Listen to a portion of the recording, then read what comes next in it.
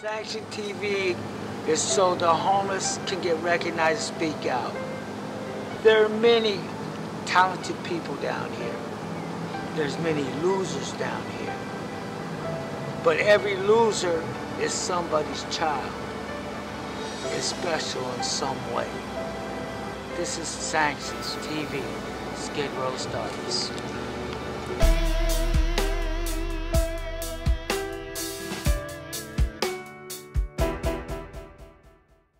My name is Lucero.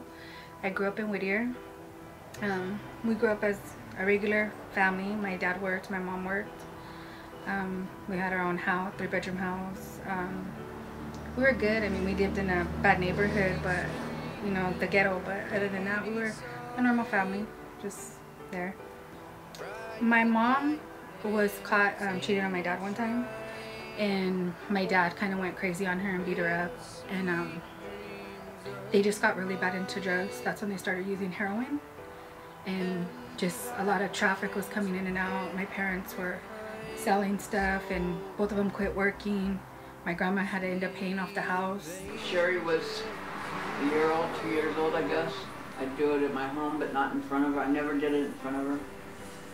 But I was in the hospital one time, and she had to help her dad fix, and he was sick, which I didn't find out till later. But it was hard for Sherry, I know it was, while she was younger, of the way her father and I were. My dad ended up finding the guy that my mom cheated on him with, and he shot him. And my dad ended up going to jail for a little bit.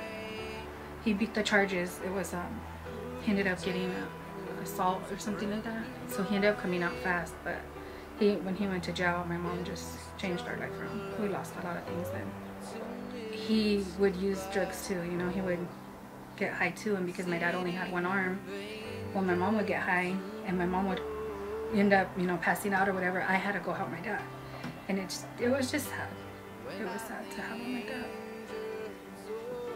My dad died in 2000 of they were, I guess, went back on heroin again, and they're mixing it with cocaine, and from what I understand, he seizured, and I guess ruptured something inside, and he passed away. But my mom didn't even call to tell me he passed away. The police had to call and tell me. My mom couldn't call and tell me.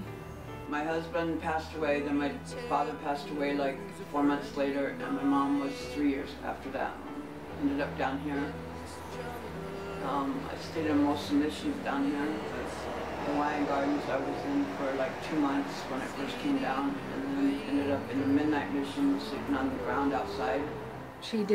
She couldn't handle with, you know, the way we were married. She was married, had the family, had life, had everything, you know, to going to living with her parents, and then after her parents died, she just went to the streets.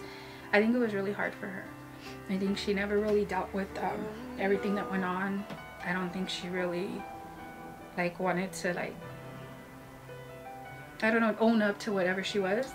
That's one thing I've always thought my mom has. She never admits that she's an addict. To me, she's never admitted that she's an addict. My dad did. My dad admitted he's an addict and he's had problems. My mom's never admitted that. And she still says she just uses here and there, and I really think she believes herself. I really think she believes everything that she tells herself. The relationship with my daughter's a lot better than it was. When I first came down here, she kind of lost track of me. If anybody asked about me, she said I was dead. Or downtown, we go find her. No, she didn't really care, but we've gotten a lot closer in the past few years. My daughter said something about me moving in with her as soon as we find a place, which makes me happy. I can be around my grandson, my granddaughter, and my daughter. I miss having a family, yes I do.